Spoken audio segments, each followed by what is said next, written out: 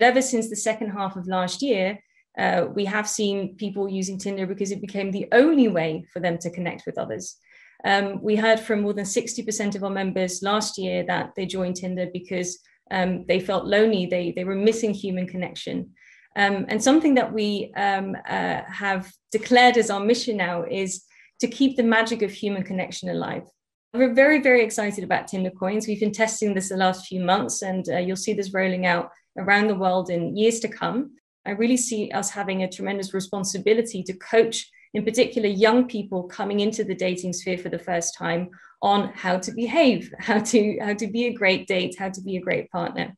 And Tinder coins gives us a kind of currency to reward good behavior. And that can mean a whole number of things. It can mean adding more bio profile information so that people know more about who you are.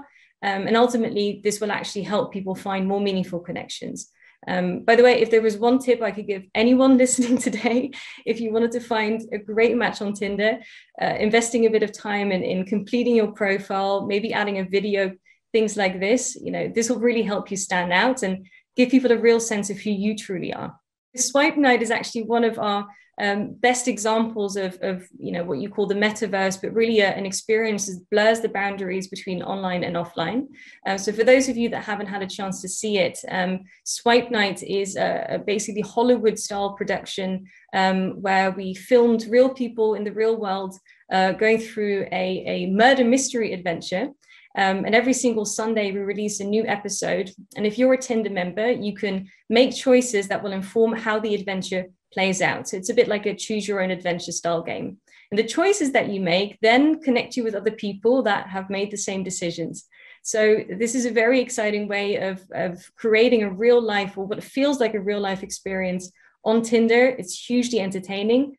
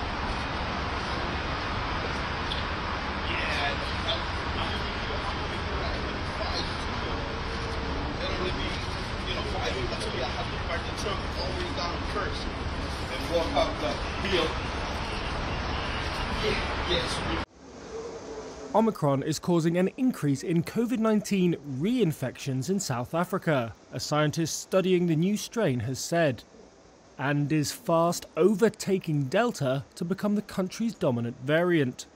Professor Anne van Gotberg, a microbiologist at South Africa's National Institute for Communicable Diseases, was speaking at a World Health Organization press conference on Thursday. Because previous infection used to protect against Delta, and now with Omicron, it doesn't seem to be the case. However, she said she and her colleagues believe new infections and reinfections with Omicron would feature less severe symptoms. COVID-19 cases are rising dramatically in South Africa, one of the southern African countries that first detected the variant. Speaking at the same event, the WHO's Regional Emergency Director for Africa, Dr. Salam Gay, said the organisation was working closely with countries to step up the response to the new variant. In South Africa, where WHO has already a team working in genomic sequencing, we are deploying a surge team in Gauteng province to support surveillance and contact tracing. But Gay also warned that only 7.5% of Africans have been fully vaccinated against COVID-19 and that 80% haven't had a single shot. This is dangerously wide gap. Many countries have imposed travel bans on passengers from southern Africa. African leaders have protested, saying they are being punished for their transparency in reporting data on Omicron. On Thursday, Ghana said it had detected the new strain in 34 samples from travellers who returned to the country between November 21st and 25th, but gave no further details about those who were tested. Oscar Pistorius, the former South African Paralympian who was jailed in 2016 for killing his girlfriend Reeva Steenkamp, has been moved closer to his victim's family. The move is in preparation for reconciliation talks that could help pave the way for his early release from prison. Pistorius is set to speak to Steenkamp's parents, June and Barry Steenkamp, in a process known as Victim Offender Dialogue.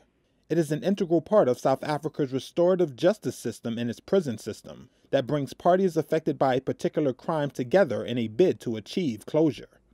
Tania Cohen, lawyer for the Steenkamps.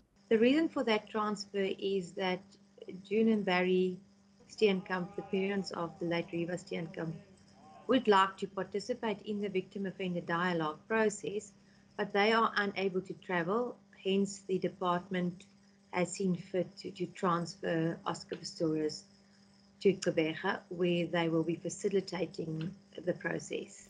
Pistorius, known as Blade Runner for his carbon fiber prosthetic legs, was once the darling of the Paralympic movement, until he became a convicted murderer in a trial that drew worldwide interest. He shot dead Steenkamp, a model and law student, in his bathroom in 2013. Pistorius said he had believed she was an intruder, but was jailed in 2016, initially for a 6-year term. After an appeal by prosecutors who said this was too lenient, the term was increased to 13 years. He becomes eligible for parole after serving half of his 13-year sentence. It takes two to tango, and if our Russian friends are prepared to implement their commitments under Minsk, and our Ukrainian friends are as well, we will fully support that, and that is the best way to avert a renewed crisis in Ukraine.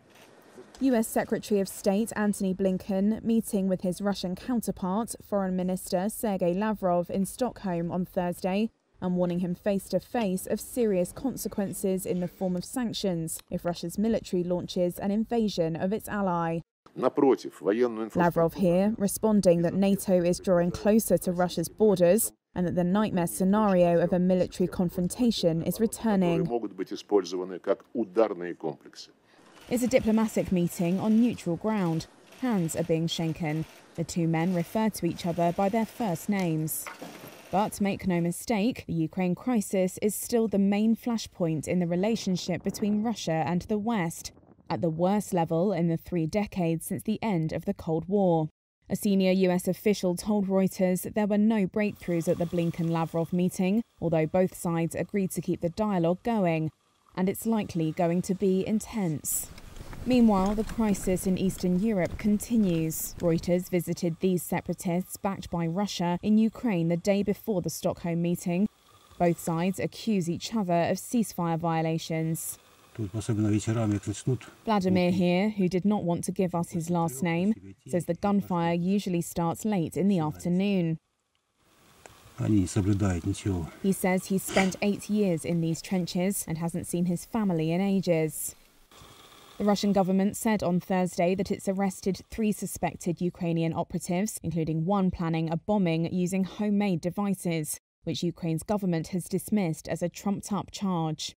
Russian media are reporting that Moscow hopes a meeting between Presidents Biden and Putin can happen soon.